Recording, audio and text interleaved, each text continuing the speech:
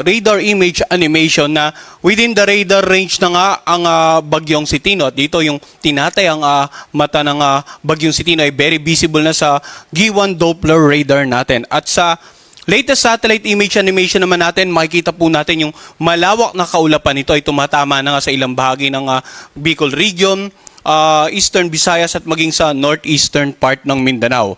Kanina alas 10 ng umaga, ang bagyong Sitino or typhoon na Sitino ay tinatayang nasa layo na lamang na 285 kilometers. East-southeast ng G1 Eastern Samar. Taglay nito ang lakas ng hangin na umabot hanggang 120 kilometers per hour malapit sa gitna nito. At ang pagbugso naman ay aabot hanggang 150 kilometers per hour.